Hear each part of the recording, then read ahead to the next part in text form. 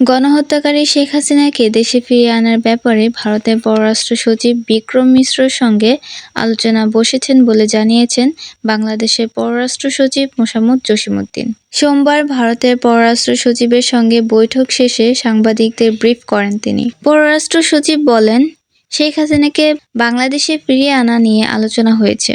তবে যখন সময় হবে সংশ্লিষ্ট সকল প্রক্রিয়া শেষ হলে তখন মন্ত্রণালয় তাদের জানাবে।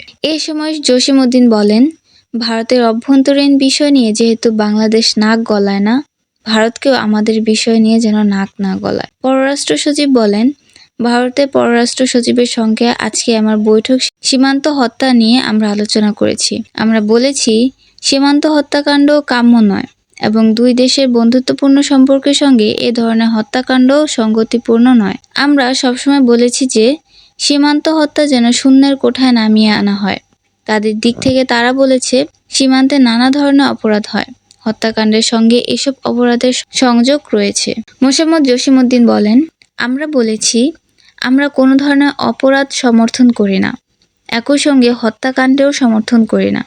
কাজেই দুই দেশের বন্ধুত্বপূর্ণ সম্পর্কে যে কথা বলেছি তার সঙ্গে সঙ্গতি রেখে আমাদের যে অঙ্গীকার এবং রাজনৈতিক যে অঙ্গীকার হত্যাকাণ্ড শূন্যের কোঠায় নামিয়ে আনার, সেটার বিষয়ে তারা যেন শ্রদ্ধাশীল হয়। তিনি বলেন, সংখ্যালঘু নির্যাতনের বিষয়টি ভারতের প্রতিনিধিদের এসে পর্যবেক্ষণ করে যেতে বলা হয়েছে, কারণ আমরা একটা খোলা বইয়ের ভূমিকা পালন করতে চাই। এখানে নিজেদের ক্লিয়ারেন্সের কিছু প্রকাশ পায় না। পররাষ্ট্র সচিব মোহাম্মদ জসিমউদ্দিন বলেন, আমরা ভারতের মধ্য দিয়ে নেপাল ও ভুটান থেকে জল ও বিদ্যুৎ আনতে তাদের সহযোগিতা চেয়েছি।